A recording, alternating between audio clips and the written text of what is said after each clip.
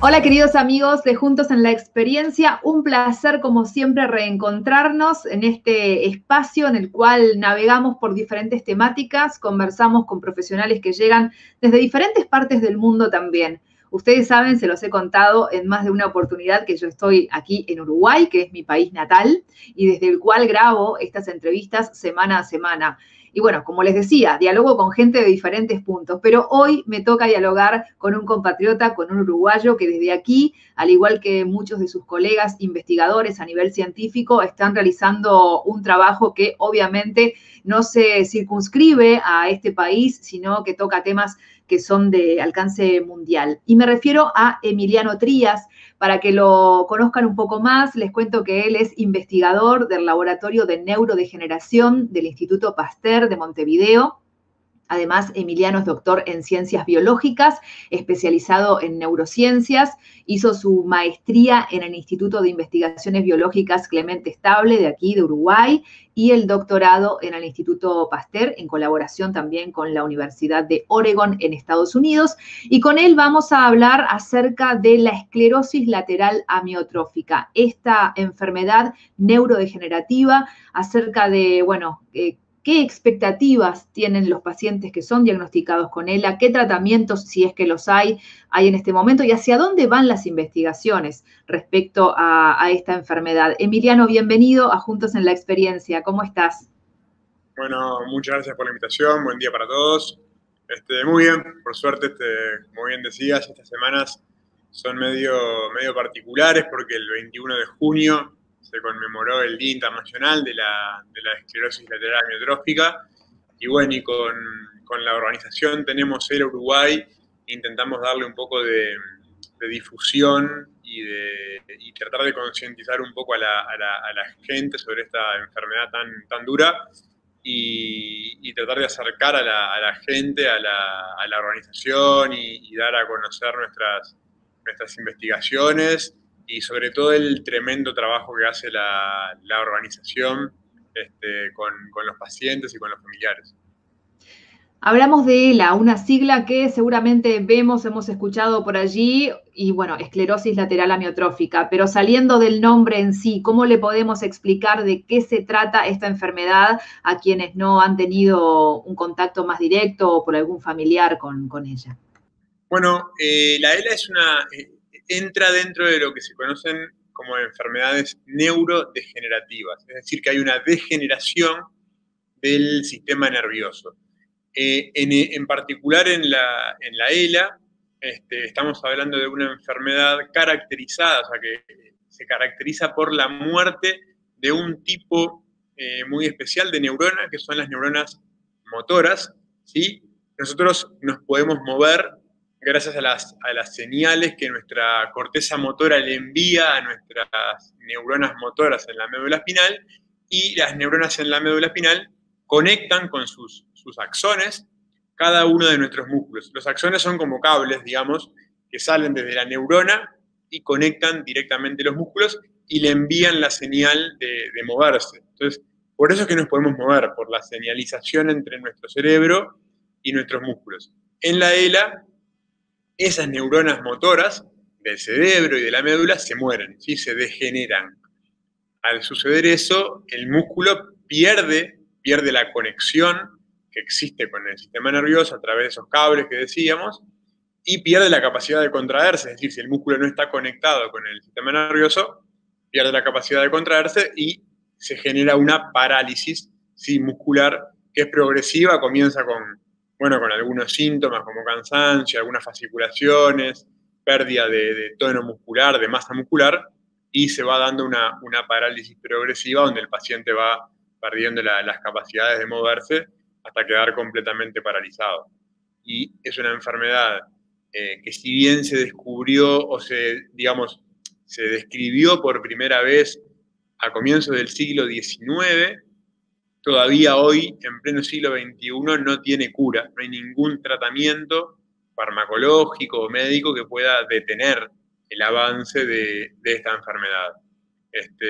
Lo cual supone un gran desafío para la ciencia y para la medicina moderna, tratar de encontrarle una respuesta a estos miles de pacientes a nivel mundial que sufren de ELA, ¿no? Y bueno, nosotros estamos en ese campo, ¿no? De intentar buscar, primero, tratar de entender por qué se mueren esas neuronas y después tratar de buscar una estrategia para detener o para enlentecer la muerte de esas neuronas. Esto que decías cuando comenzabas a explicar lo que es la ELA, es algo a lo que los seres humanos a veces hasta que no llegamos a un punto en el cual tenemos algo que está fallando en nuestro organismo, no tenemos conciencia de la maquinaria perfecta que somos, ¿no? Esa orden que sale del cerebro, como decías, que pasa por la médula espinal, que llega cuando Alejandra quiere mover su dedo para señalar algo, ¿no? Son milésimas de segundos donde toda esa energía está circulando por mi cuerpo para que yo pueda hacer este movimiento y tantos otros, ¿no? Todos estos movimientos que estoy haciendo en este momento. Y no somos conscientes de esas cuestiones, ¿no? De esa maquinaria hasta que algo tal vez está fallando. Claro, tal cual, ¿no? Es lo que tiene el cerebro, ¿no? Y el cuerpo humano y todos los organismos complejos, digamos. Pensar que todo empieza con 2 células, pero empieza con una célula, digamos, y se termina desarrollando en poco tiempo una estructura tan perfecta que funciona tan eficientemente como el cerebro, es casi milagroso, o sea, es extremadamente milagroso. Sí, todos los movimientos, o sea, no solamente los movimientos, ¿no? Los pensamientos, todo lo que hacemos está, sí, regido por milésimas y milésimas de segundo de órdenes y de energía, ¿no? Es electricidad, y son cambios químicos que ocurren, que se transportan muy rápido, ¿no? Porque si yo estoy parado y quiero comenzar a correr, obviamente hay mucha cosa que no se da conscientemente, ¿no? Como el caminar, como el respirar, como hay mucha cosa que se da de forma, digamos, para decirlo fácilmente, automática o inconsciente, y son órdenes que llegan desde distintas partes del cerebro y de la corteza sobre todo, a nuestros músculos, no solamente pensemos en los brazos, en las piernas, ¿no? En lo que estamos haciendo ahora, que es comunicarnos, el hablar. Para los pacientes con ELA, por ejemplo, se vuelve complejo en determinada parte de la enfermedad poder hablar, poder comunicarse, y después podemos meternos en los cuidados paliativos y en los sistemas de comunicación que hay que emplear con los pacientes. Pero sí, justo eso que decías, que uno no es consciente de esto que tuvo la pandemia, ¿no? Muchas veces, esto yéndome un poquito al coronavirus, es que nos damos cuenta que somos seres biológicos y que estamos expuestos a la biología. En este caso fue un virus, pero las fallas del sistema se pueden dar por diferentes motivos. Y el otro día escuchaba a un artista que participó de uno de estos eventos que hicimos para difundir la ELA, que es Juan Pablo Orianza, que es sobrino, de hecho, de Conrado Arbiza, que es un paciente con ELA, que además es artista y es pintor, y hay una exposición que se puede visitar online en la página de Tenemos ELA Uruguay, y él leía unos textos de Conrado, y Conrado decía que hasta los 60 años él nunca tuvo nada, nunca tuvo ninguna enfermedad, nunca sufrió de nada, y cuando le diagnostican algo es ELA. Y a uno se le ponen los pelos de punta porque la ELA hoy en día para la persona que es diagnosticada es muy crudo lo que voy a decir, pero es casi una sentencia de muerte porque no tiene cura, y la progresión de la enfermedad estamos hablando de 3 años, desde que es diagnosticada o desde que comienza, no que desde que es diagnosticada, porque a veces el diagnóstico desde que la enfermedad comienza hasta que se da de forma fina y correcta por parte de los médicos, porque es muy difícil de diagnosticar, son 3 años. Entonces, uno escuchaba el relato de Juan Pablo leyendo textos de Conrado y decía, pucha, sí, a veces uno no nos creemos inmortales hasta que pasa algo, y en el caso del cerebro, bueno, cuando esa maquinaria tan perfecta que funciona tan eficientemente falla, las consecuencias son muy, muy severas, ¿no? Recién decías algo respecto al diagnóstico y era una de las preguntas que te quería hacer. ¿Empieza siempre por el mismo lugar la falla o el paciente, o sea, la persona que comienza a sentir determinadas cosas por las cuales debería consultar, y esto te lo digo porque, bueno, yo tengo casos cercanos con esclerosis lateral amiotrófica y ya he transitado por ese lugar, pero aquellas personas que nunca han transitado y por ahí tienen un familiar o ellos mismos que puedan estar viendo ahora esto, porque la gente también comienza a buscar en internet, ¿no? Después información para hacer lo más gráfico posible. ¿Cuáles son los primeros síntomas si es que se repiten de persona a persona o puede disparar, los disparadores pueden ser diferentes? La ELA es una enfermedad que tiene una presentación en los pacientes muy heterogénea. Como yo les comentaba, tenemos motoneuronas en el cerebro y tenemos motoneuronas a lo largo de la médula espinal. O sea que depende de qué parte de ese sistema cerebro-médula espinal, lo que se conoce como sistema nervioso central, falle, ¿sí? Qué parte comience a fallar, va a depender un poco del tipo de ELA que se va a manifestar. La ELA puede comenzar por síntomas en las piernas, ¿sí? Dificultades para caminar, cansancio, fasciculaciones, así como calambres en los músculos, pérdida, típico es la pérdida de masa muscular y de peso, por lo tanto. Puede comenzar en los brazos, puede comenzar a nivel del bulbo, a nivel, digamos, del sistema nervioso cervical en la médula espinal, y dar falla en el habla, en la deglución. O sea, puede tener diversas manifestaciones y como diversas manifestaciones, diversos grados de progresión. A veces hablamos de que una ELA que comienza cerca de los centros respiratorios podría llegar a tener un avance o puede tener un avance más rápido, ¿sí? Porque los centros respiratorios, al verse afectados, afecta rápidamente la respiración y la capacidad de respirar, y por lo tanto son centros vitales mucho más importantes que por ahí una ELA que comience a nivel de la espalda lumbar, ¿sí? Donde se pueden ver afectadas las piernas de forma primera. Ojo, esto no necesariamente es así, después, como decía, es heterogéneo y puede tener progresiones diversas, puede empezar a nivel vulvar y ser una ELA que lleve más tiempo, pero bueno, claro, cuanto más cerca esté el daño inicial o la falla inicial de los centros más importantes, digamos, respiratorio, podría ser una enfermedad que avance más rápido. Pero bueno, los síntomas son diversos, ¿no? Es lo que decía, cansancio, fasciculaciones, calambres, pérdida de tono muscular, problemas en el habla, y por eso es compleja de diagnosticar, porque hay otras enfermedades, tanto de las motoneuronas, de las neuronas motoras, como del sistema neuromuscular, ¿sí? Que pueden tener síntomas similares, ¿sí? Entonces, por eso es tan importante cuando uno tiene un síntoma de este tipo, acudir al médico, que bueno, que va a derivar a un neurólogo, y después el neurólogo va a hacer el diagnóstico clínico pertinente.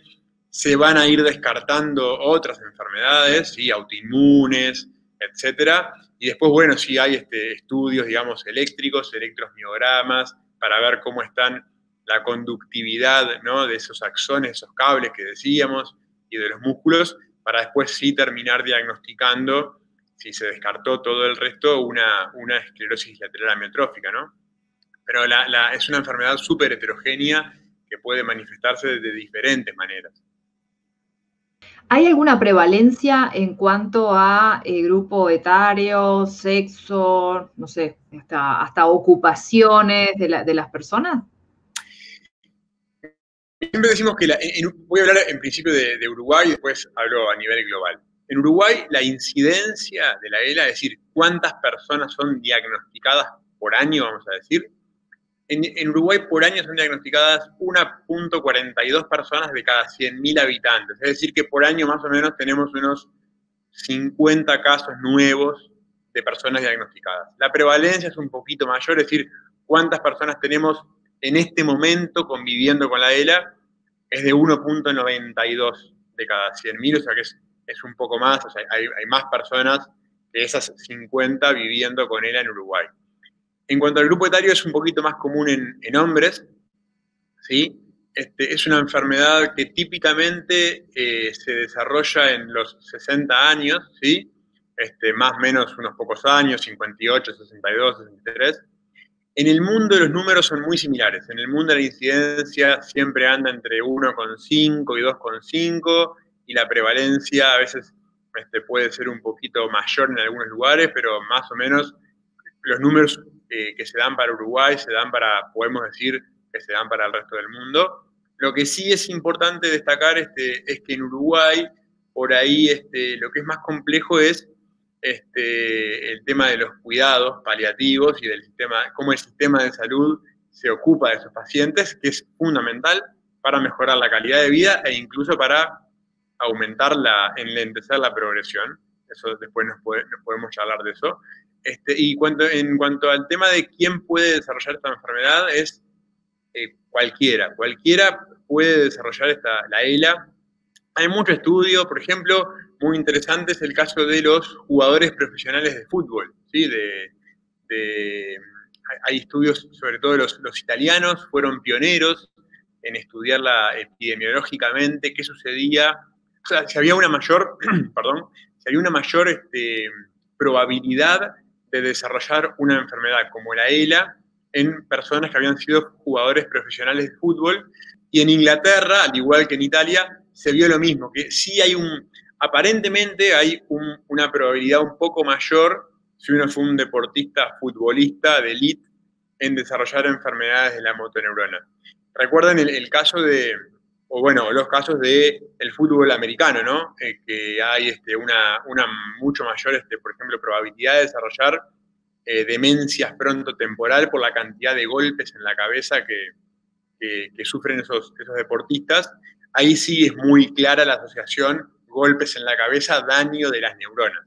En el caso de la ELA hay muchos estudios, en los congresos internacionales siempre se presentan, como las fracturas, los daños en las extremidades periféricas potencialmente podrían llevar a que uno tenga mayor riesgo de desarrollar enfermedades de las neuronas motoras, pero tampoco está tan claro. Hoy tenemos que decir que cualquier persona en cualquier trabajo puede desarrollar una enfermedad como esta. Y después siempre se habla, de los factores de riesgo, ¿no? Estuvo muy estudiado el tabaquismo en Holanda, y hay algún estudio, creo que también europeo, no me acuerdo si era también ahí en el norte sueco, o danés, del tabaquismo asociado a un mayor riesgo. El estrés ni que hablar, que es un factor de riesgo para desarrollar cualquier tipo de enfermedad, no solamente la ELA, ¿no? Pero no está claro que haya un riesgo ambiental mayor para determinado tipo de población. Hoy tenemos que decir que cualquier persona de cualquier, de cualquier raza o sexo puede desarrollar esta enfermedad. Por eso es tan importante a veces conocer este tipo de patologías, porque muchas veces, como son enfermedades raras, son bastante invisibilizadas para la sociedad. Vos hablabas recién de esta conexión con algunas cuestiones que podían predisponer al tema del tabaquismo, etcétera. Dentro del laboratorio, a nivel científico, ¿qué papel juegan las emociones de las personas? O sea, desde tu visión, ¿no? El tema del ser, ¿es mirado desde una visión holística o en tu caso el científico está como más sesgado en cuanto a la práctica y lo que se ve, lo que se ve en los estudios? Bueno, cuando uno se mete en el mundo de la investigación, lo que los científicos tratamos de hacer es controlar todas las variables posibles, ¿no? O sea, por ejemplo, hay algunos modelos que toman en cuenta el estrés, por ejemplo, ¿sí? Exponiendo.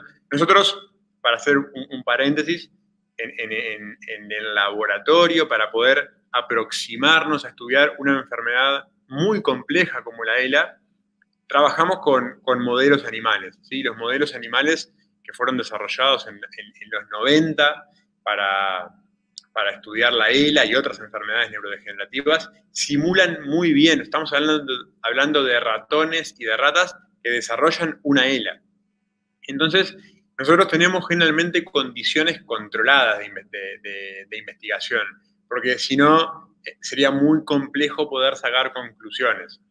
En cuanto al tema de las emociones, digamos, o la parte psicológica que podría estar detrás de un potencial desarrollo de una enfermedad, es un campo que generalmente se estudia, pero se estudia una vez, digamos, desarrollada una enfermedad, ¿no? Es decir, una persona que desarrolla ELA, sí se puede ir a investigar, bueno, su vida, qué acontecimientos tuvo en su vida, acontecimientos de estrés, de, no sé, digamos, de depresión, etcétera, que podrían explicar o podrían asociarse a el desarrollo de un tipo de enfermedad, en este caso la ELA. Con el cáncer está muy estudiado eso, ¿no? El ir a investigar o el ir a estudiar el tipo de vida o que tuvo esa persona para a veces hacer eso se hace no solamente en una persona, ¿no? Cuando se hacen estudios poblacionales, estamos hablando de estudios de ese tipo en miles de pacientes para poder hacer asociaciones entre el estrés, entre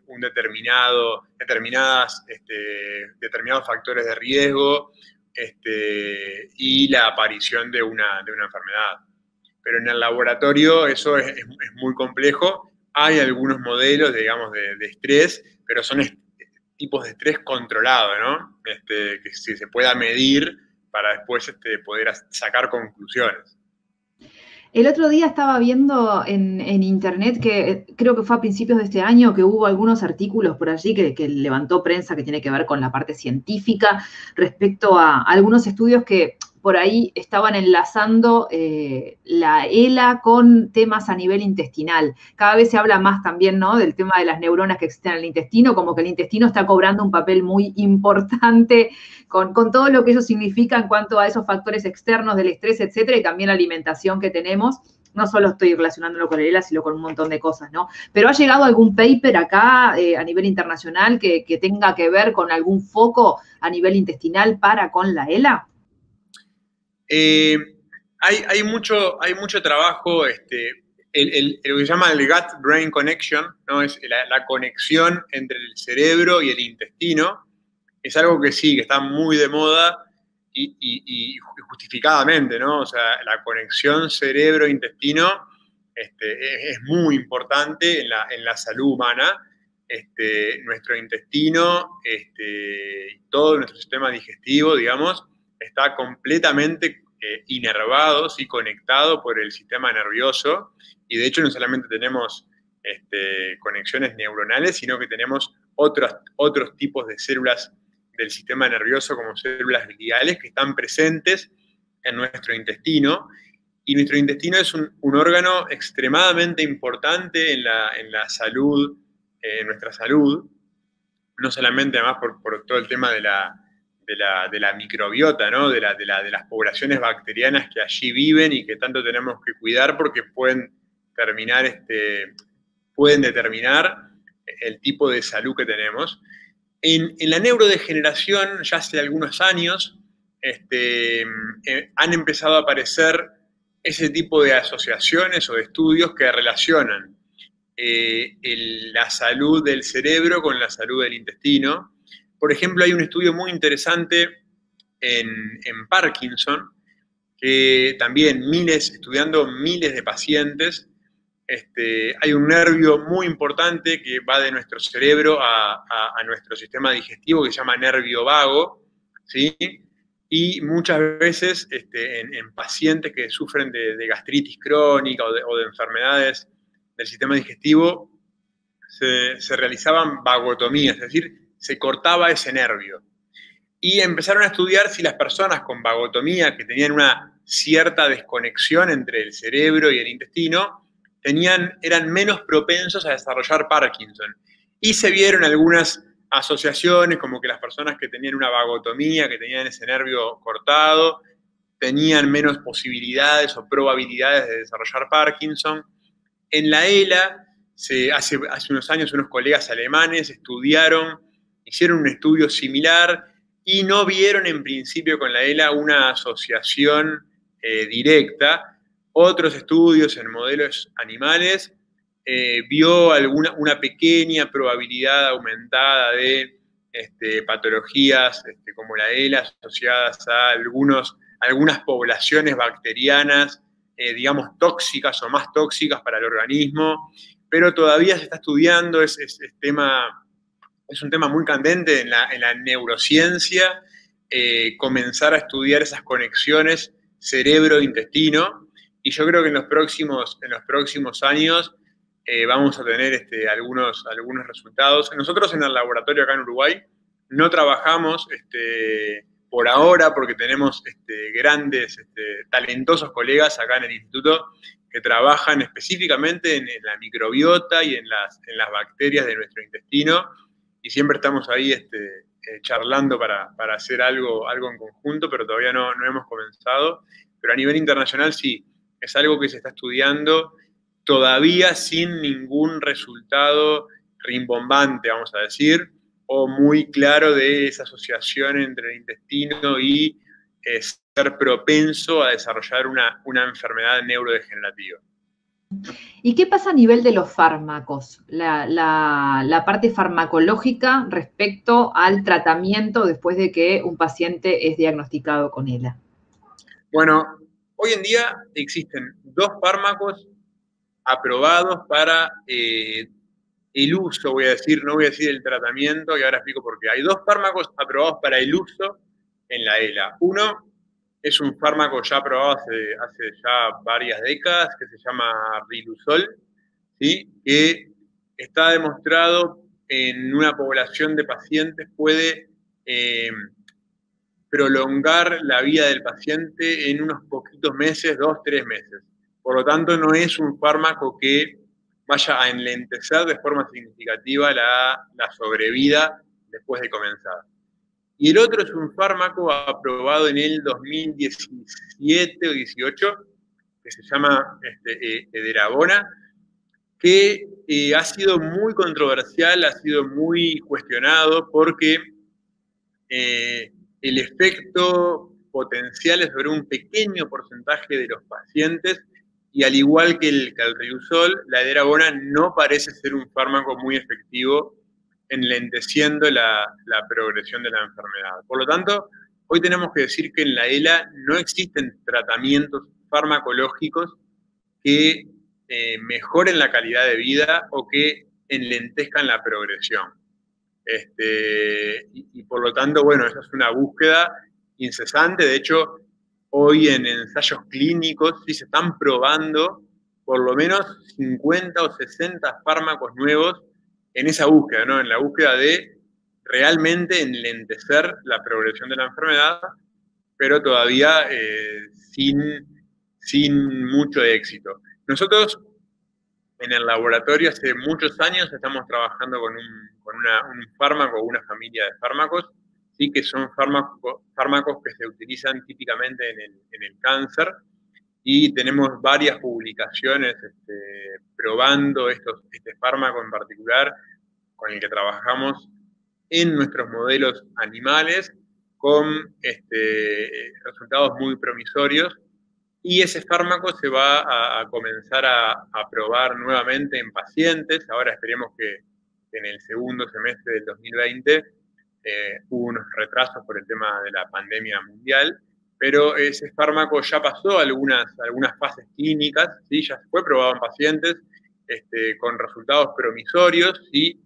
Mostrando que podría enlentecer un poco más significativamente la progresión de la ELA en humanos, y se va a hacer un nuevo ensayo confirmatorio de esos que ya se hicieron en diferentes centros hospitalarios del mundo, ¿no? Principalmente europeos y norteamericanos. ¿Cuál es la mecánica para hacer ese tipo de ensayos? O sea, se le propone, por ejemplo, estoy hablando de ELA, ¿no? Un paciente que tiene ELA, se le propone, me imagino que debe haber todo un tema legal, de firmas, ¿no? Etcétera, pero ¿es un proceso complicado? ¿Aquí en América Latina también se suele realizar, o solamente en Estados Unidos y Europa, que es por lo general donde uno escucha que se pueden realizar estos ensayos? Sí, lamentablemente en Uruguay, por ejemplo, es muy complejo el tema, porque además cuando uno un paciente quiere entrar a estos ensayos, por ejemplo, a veces se le pide que ya esté tomando fármacos aprobados. Un tema ético, el paciente tiene que estar, si ya hay fármacos aprobados para esta enfermedad, y como en la ELA los hay, tiene que estar tomando los fármacos ya aprobados. O sea que el ensayo se realiza con el fármaco nuevo que se quiere investigar, arriba de los otros fármacos. Y como esos dos fármacos son extremadamente caros, y no los provee el sistema de salud, ¿sí? Ni el Fondo Nacional de Recursos, muchas veces, los pacientes uruguayos quedan totalmente por afuera porque a veces ni siquiera acceden a los fármacos ya aprobados, aunque tengan poca efectividad. Entonces, en Uruguay es muy complejo ese tema de los ensayos clínicos y lamentablemente los pacientes uruguayos quedan por fuera y no tienen ni siquiera la posibilidad de pensar en ingresar en un ensayo. En Argentina... Perdón que te corte, Emiliano, porque siempre cuando hablamos del tema de que las cosas son caras, a veces uno no se imagina, ¿no? ¿Vos tenés idea más o menos de precios que se puedan manejar como para esclarecer el tema? Mira, en el Riluzol no tengo el precio exacto, pero estamos hablando de miles de dólares por mes, ¿sí? Y la edarabona, que es el otro fármaco, estamos hablando quizá de cientos de miles de dólares por año. Es un fármaco inyectable, o sea, no, estamos hablando de altísimos costos. No estamos hablando de antibióticos, estamos hablando de medicamentos extremadamente caros, estamos hablando de cientos de miles de dólares de costos por año. Y una pregunta, ahí, el tema de los costos, ¿no? Para nosotros las personas de a pie, ¿de dónde viene el alto costo? ¿Por los componentes con los que está hecho o porque la industria farmacéutica ya fija que la base de este medicamento, porque tal vez no es para una población tan grande, ya sea alta? Claro. Bueno, ese es un factor, ¿no? El tema de el público objetivo, ¿no? O los pacientes con enfermedades neurodegenerativas no son muchos, porque estamos hablando de que cada 100.000 personas hay un paciente con ELA. Entonces, acá tenemos que tener en cuenta que, por ejemplo, hacer ensayos clínicos, ¿sí? Probar estos medicamentos antes de que puedan ser aprobados, son procesos que llevan decenas de años. Por ejemplo, el medicamento con el cual nosotros trabajamos hace ya 10 años, hace 10 años que la empresa que dueña del fármaco lo está probando. Y todo ese proceso de prueba, que tiene costos millonarios, estamos hablando de decenas o centenas de millones de dólares, son costos que asumen las empresas farmacéuticas.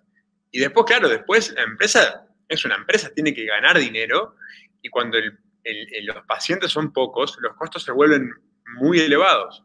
Entonces, ese es un factor. Después hay otros factores que podríamos discutir, no sé si vienen al caso, pero el pequeño porcentaje de personas que sufren de neurodegeneración hace que los costos de estos fármacos sean elevados.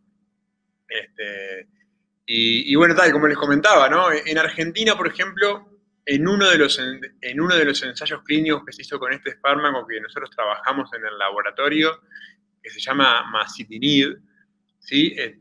Hubo varios pacientes que pudieron ingresar porque un centro hospitalario en Argentina, con neurólogos argentinos, pudo participar. Pero en el nuevo ensayo clínico que se va a realizar, estamos hablando de Estados Unidos, Canadá y algunos países europeos. Y lo que me preguntabas con respecto a los protocolos, sí, estamos hablando de protocolos de ética, protocolos, bueno, ni que hablar, acá hay grupo placebo, el grupo que va con tratamiento, costos, ¿no? Los hospitales no asumen los costos los tiene que pagar la empresa,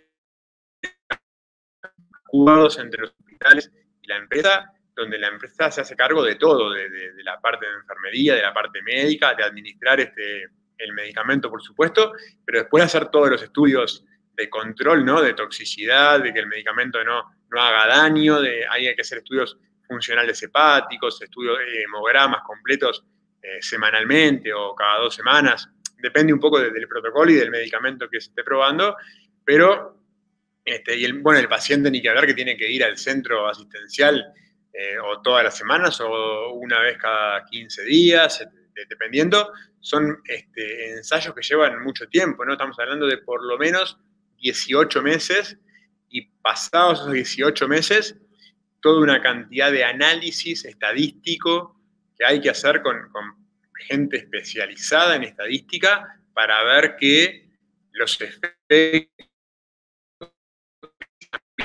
en los pacientes que tomaron el fármaco, comparándolo con los que no lo tomaron, haya un efecto, digamos, protector o un efecto donde se vea que el fármaco enlenteció la enfermedad de forma significativa, ¿no?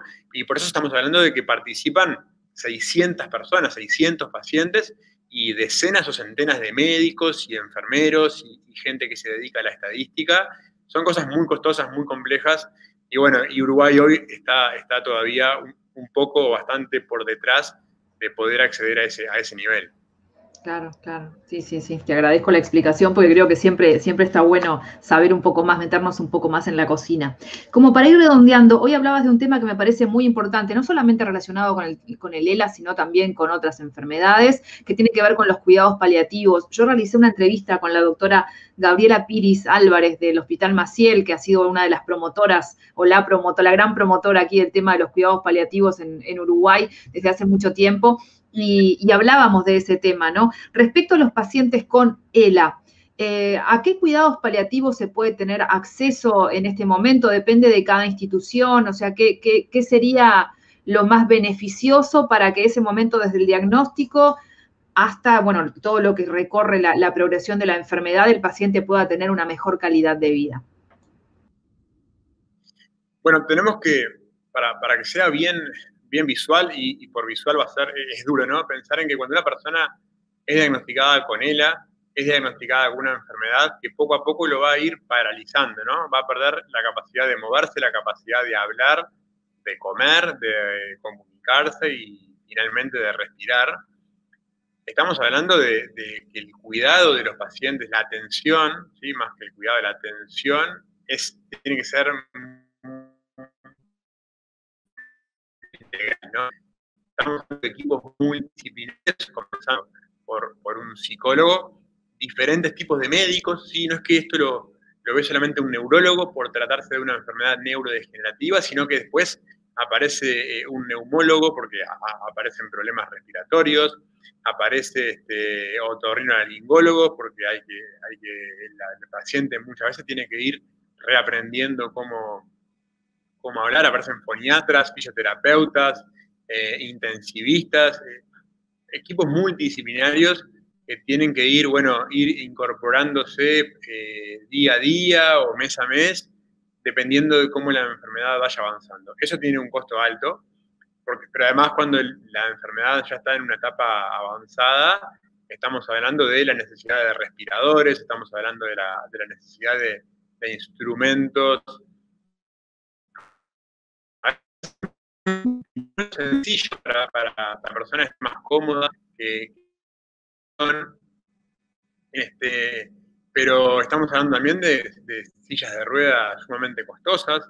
Estamos hablando, por ejemplo, más allá de la respiración, que obviamente es vital, y los respiradores son fundamentales, son pacientes que requieren en etapas avanzadas traqueotomía, que requieren sondas gástricas para poder alimentarse, y todo eso requiere de cuidados muy minuciosos, costosos, pero por ejemplo son personas que los pacientes con ELA tienen que reaprender a comunicarse. Hoy en día, gracias a los avances tecnológicos, hay una cantidad de tecnologías espectaculares para que la persona que está con ELA pueda comunicarse con su entorno. Por ejemplo, la persona va a perder la capacidad de mover las manos y algo particular de esta enfermedad es los músculos, ¿sí? Que los músculos que controlan los movimientos oculares no se degeneran tan rápidamente como los músculos del resto del cuerpo, ¿sí? Los músculos voluntarios del resto del cuerpo.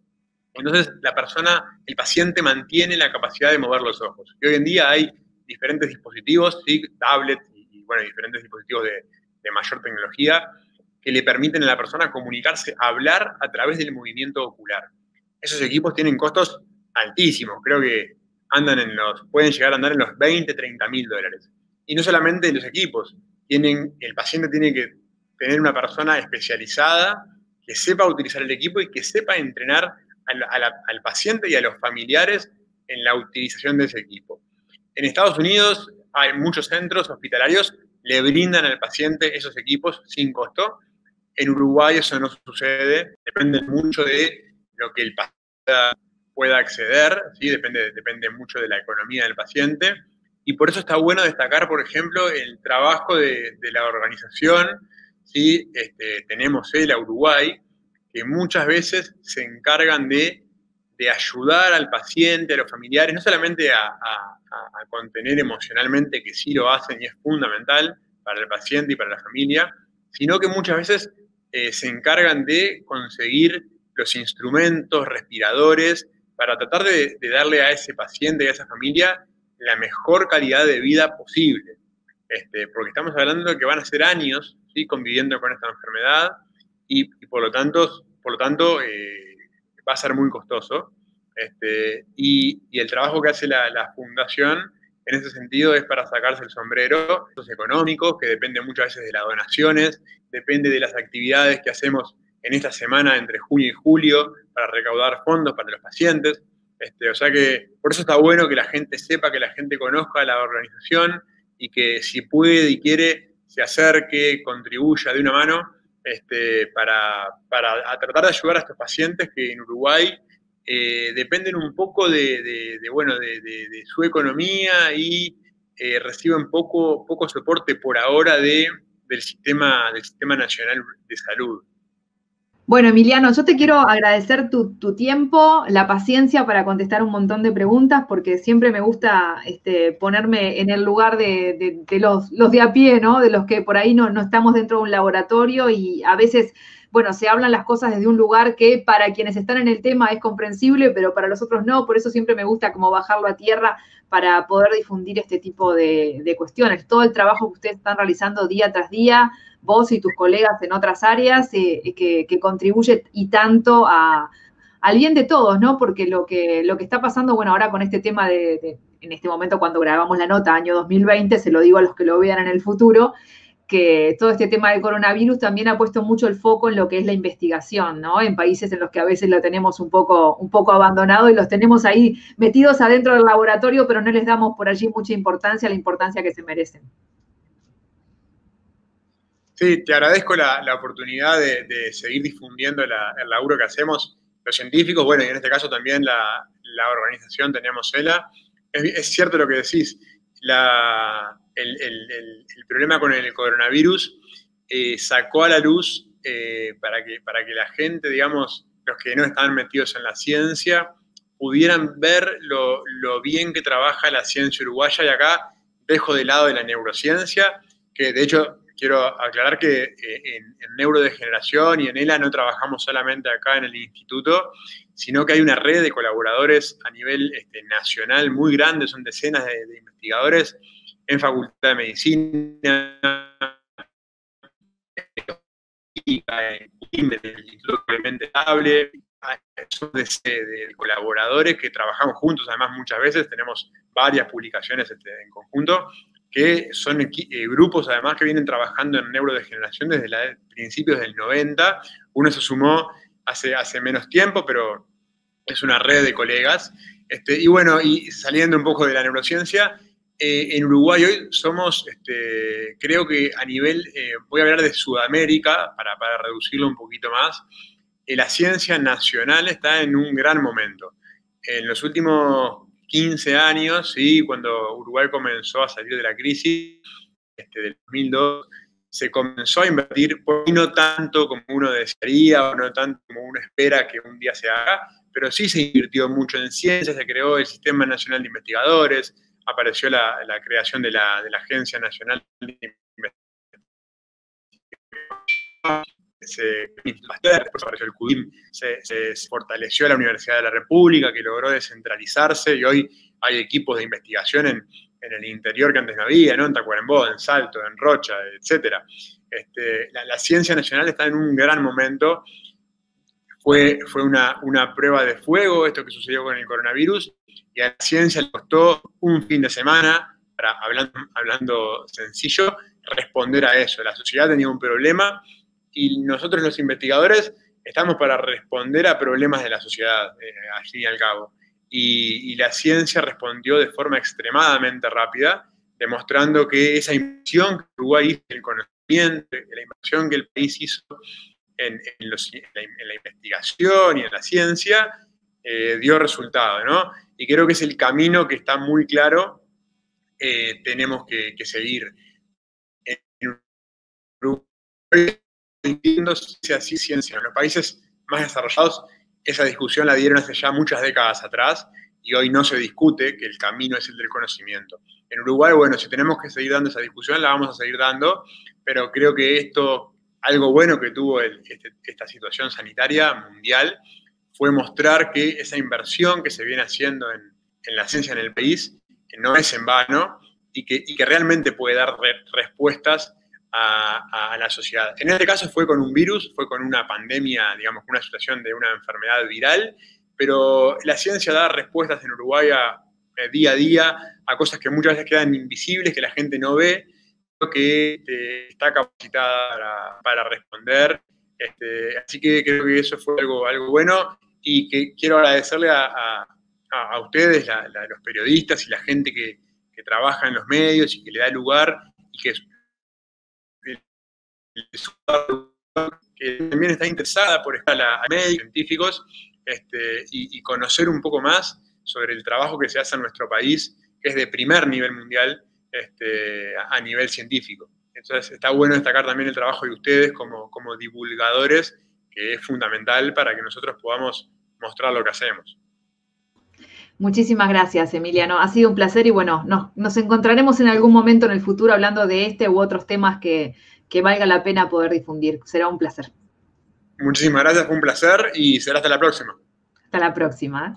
Estábamos con Emiliano Trías, investigador entonces, hablando acerca de esclerosis lateral amiotrófica y de un montón de cosas que también se fueron metiendo por allí por esta conversación. Espero que lo hayan disfrutado y por supuesto, como decíamos, la difusión es muy importante, así que si estás de acuerdo podés compartir este video para que llegue a más y más personas o este capítulo de podcast, si es que lo estás escuchando por allí. Muchas gracias, como siempre, por acompañarnos en otro nuevo episodio de Juntos en la Experiencia.